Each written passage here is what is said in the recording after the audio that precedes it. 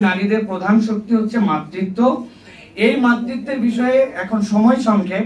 রবীন্দ্রনাথ ঠাকুর পর্যন্ত এই মাতৃত্বকেই নারীর মূল কথা বলেছেন। যারা রবীন্দ্র পূজারী আছেন অথবা রবীন্দ্র ভক্ত আছেন, তারা রবীন্দ্রনাথের এই কথা শুনলে রবীন্দ্রনাথকেও বলবেন তিনি একজন বৈষম্যপরায়ণ মানুষ, কিন্তু ওইটা বলেন না। কিন্তু যখনই ইসলামপন্থীরা এই কথা বলে তখন তারা এর মধ্যে দোষ খুঁজে পান। এটা এক নম্বর কনসার্নের জায়গা। দুই নম্বর, যৌনকর্মীদের শ্রমিকের স্বীকৃতি নয়, বরং তাদের পুনর্বাসন চাই আমরা। যদি কেউ এটার সাথে জড়িত হয়ে যান তাহলে ইসলামের তার জন্য দিক নির্দেশনা আছে। কিন্তু আমরা অবাক হয়ে দেখি তারা শ্রমিক থেকে শুরু করে এটাকে একটা প্রাতিষ্ঠানিক রূপ দিতে চান।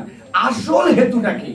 আসল হেতু হচ্ছে এনজিওদের বিদেশ থেকে টাকা আনানোর জন্য যতগুলা পলিসি লাগবে তার সবচেয়ে সোনার হরিণটার নাম হচ্ছে এই পেশার স্বীকৃতি দিলে তারা এনজিও হিসাবে স্বাস্থ্য খাতে নানান ভাবে টাকা এনে মোটামুটি তারা ব্যবহার করতে পারেন। সুতরাং এটা তাদের স্বার্থে তারা এটা বাস্তবায়ন করতেছেন।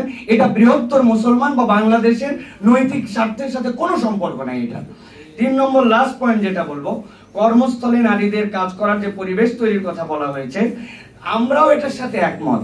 কিন্তু আমরা নারীদেরকে এমন কোনো কাজের মধ্যে দিতে চাই না যেই কাজটা তার শরীর, তার মন, তার পরিবেশ, তার বাস্তবতার সাথে সামঞ্জস্যশীল নয়।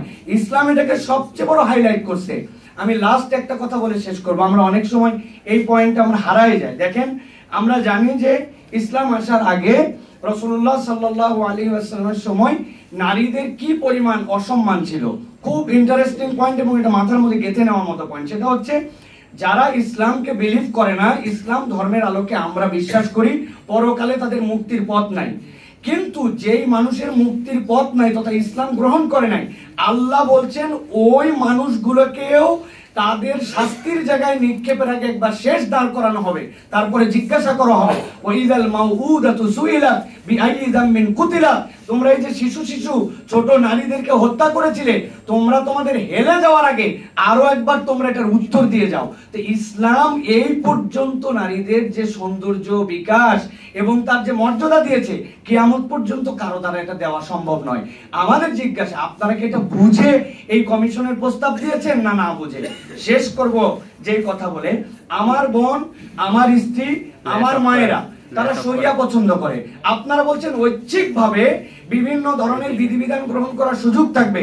তাহলে আমরা আমাদের দেশে, আমার মায়ের পক্ষ থেকে আমি কনসার্ন নিয়ে বলতেছি, আমার ওয়াইফের পক্ষ থেকে, আমার 3টা মেয়ে তাদের পক্ষ থেকে, এই দেশে বাদী এবং বিবাদী যদি রাজি হয় কোনো কেসে, তাহলে আমরা এই দেশে শরিয়া কোর্টেরও প্রবর্তন চাই।